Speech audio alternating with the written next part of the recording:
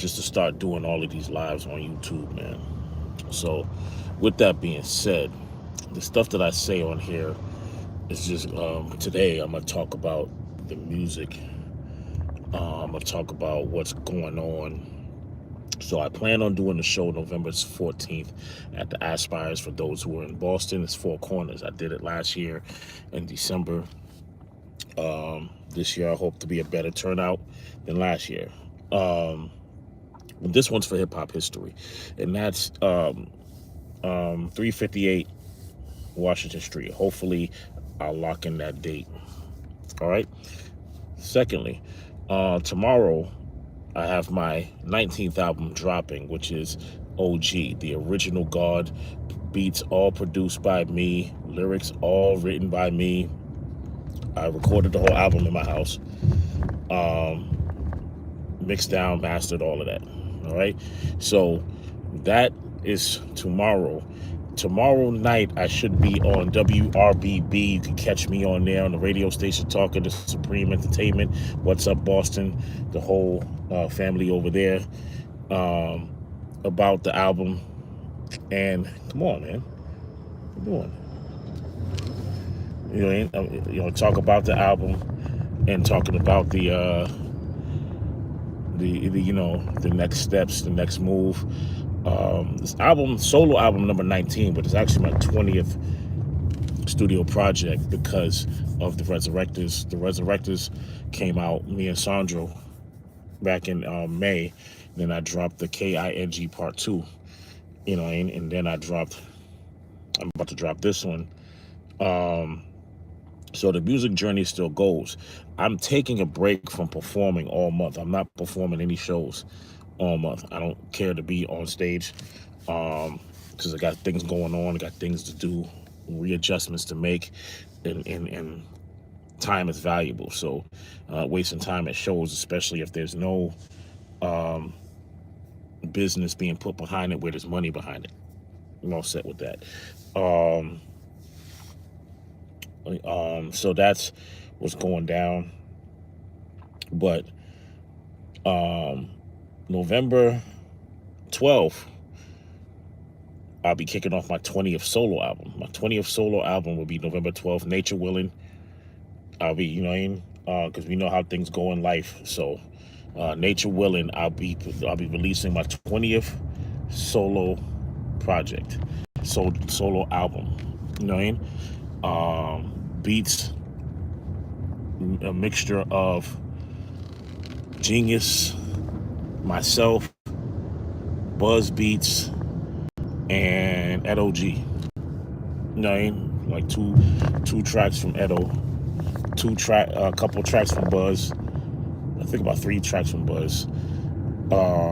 Several tracks from Genius, and I have about 4, if I'm not mistaken. 4. I have 4 beats on there. Like The Mystery Is Us. What is it? So it's The Mystery Is Us, Haters, Blackface. There's another one. I know I might be only have 3. Yeah, I think I only have 3. But yeah, the production on there is there's many different. I have several producers on there now, and this time it's like I for several albums. I want to say since I Am Hip Hop, I've been using one producer on all tracks on my solo albums. So I want to say for I Am Hip Hop, the KING, the KING Part 2, Vintage, what else I dropped? GIO, GOD, Greatness Over Dominance. All of those albums, except for, no, I think all that's produced by Genius too, I think. Well, Mixtape originals didn't have, that was old. That was like throwaway material. But ironically, most of those beats were produced by Genius. Um, some of them I did like one or two on there, and then but that was probably the only album in this run of solo material that I've had one producer. The first wave, it was a mix. Like the first wave from 2009 to 2019, it was always like a wave of different producers. Then I used Genius for most production on most albums, and sometimes he did the whole thing to a degree, because Intellect, I remember Intellect did a track on Legacy, you know what I mean? And then, but Genius did all the beats, other than Muhammad Ali. Then, 1979, it was a mixture between me and Genius. The MC2 Rhythm and Poetry was a mixture between Genius, the God Masiba, and Jamil Malik. Then, the MC, it was a mixture between me and Genius. The Greatest Unknown, a mixture between me and Genius. True Colors, it was mainly True Scribe. True Scribe and it was True Scribe and me. That's before I started working with Genius, but Genius re-recorded a lot of tracks that I didn't get a chance to get from Block Studio when Block Studio closed its location. So I had to record the rest of it with Genius. Then the introduction was recorded in Block Studio, and that was like mostly me. I did most of those, you know what I mean? Hood did the beat, I Could Feel It. True Scribe did a couple beats. I didn't really take to that album, especially now. I don't really listen to it, you know what I mean? A lot of that material, I was trying to find myself, so I was doing a lot of shit that I would probably never do now. You know what I mean? Matter of fact, I know I'd never do now. You know what I'm saying? So, but yeah, if you go on AfricanManBorn.com, you can hear all the material. All the material, whether I like it or not. I show it because you can't, this is the path that you walk on. This is the path of your personal legacy, or at least my personal legacy. So I'm not afraid to show the sides of me that I don't really like anymore as far as music. You know what I mean? As far as putting out material and bars and all that other stuff, I think what I'm dropping now is way more relevant. You know what I mean? Way more conducive to who I am as an MC at this moment. So that's why, the material fits now, especially in this day and time where we need more consciousness in hip-hop culture, because everybody's trying to destroy the imagery and legacy of what hip-hop is and try to reduce it to just a genre, when hip-hop is not a genre. Hip-hop is a culture. You know what I'm saying? A lot of people confuse the two, because they say, well, our culture. Yeah, but it's not. The genre is just a genre. And if you think about what music is, you can't really determine what hip-hop music is unless you have a band. You know what I'm saying? So like the Roots actually do hip-hop music. You know what I'm saying? Stetsasonic did hip-hop music, because hip-hop music is more about, like, depending on the wave that you're in, it's all about the rapping part mainly, and then like the beats come from older music. You know what I'm saying? A lot of us didn't create a lot of that stuff. Like, I created my own beats and stuff like that, right? That would be more music than the sample, but the sample is what makes hip-hop stand alone, because we took from older music. We took something from something else and created our own thing. That right there is what hip hop is, and we determine if it's music, not the opinions of others. And the thing is like other people that have factual opinions about it is fine, have factual statements about it, but we determine it at the end of the day. Like hip hop artists and hip hop DJs, they determine it. You know what I'm saying? We determine what that is as far as the music portion is of it. It's our expression. It's our way of saying something, no matter what language you speak. You know what I'm saying? So we create what hip hop is each day, each time. That's why you have different forms. You have, the traditional boom bap. Then you have the, the two-time rap. You have, what they call that. I don't even know what they call that, because it's a form of two-time rap, but mixed with, like what the Migos do. That's a different type of rap than the two-time rap. The two-time rap is more like Bone Thugs. You know what I'm saying? And Jaz-O, when he did Originators, and who else did that shit? Crucial Conflict and Do or Die, guys from Chicago and shit like that. You know what I mean? Even like the South, they can get into that two-time rap. You know what I mean?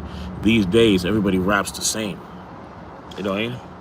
So like a lot of times, it's like the drill, because you got the drill rap, which is what Pop Smoke did. Rest in peace to him.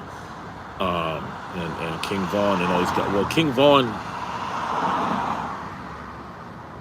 I don't know if I would call it drill. I mean, he might be, because it's like a Chicago thing. You know what I mean? So he did a lot of type drill. He died very young. So did Mo 3. And these guys, they do like more of the trap and drill. You know what I mean? So it's different forms of rap music. Now, is everything hip hop? Not everything is hip hop. Like Post Malone is not hip hop to me. You know what I'm saying? And it's not because he's white, it's because of the type of music he's doing. He's doing more singing. That's not, you know what I mean? You put some type of beat over it, doesn't make it hip hop because you put him in a category. That's not hip hop. You know what I'm saying? He has his fans. He has his peoples. You know what I mean? But he's not hip hop. You know what I'm saying?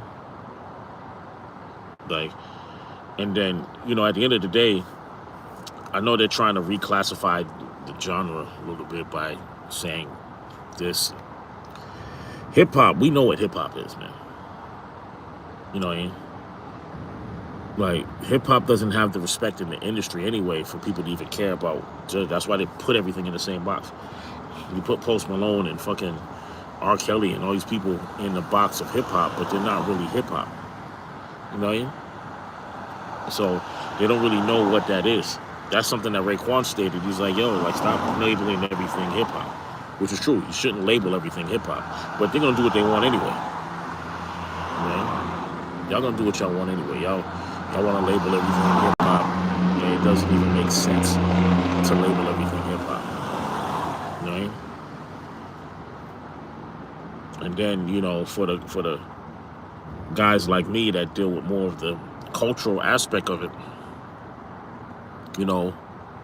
what is hip hop now in 2026? You know what I mean? Where should hip hop be in 2026?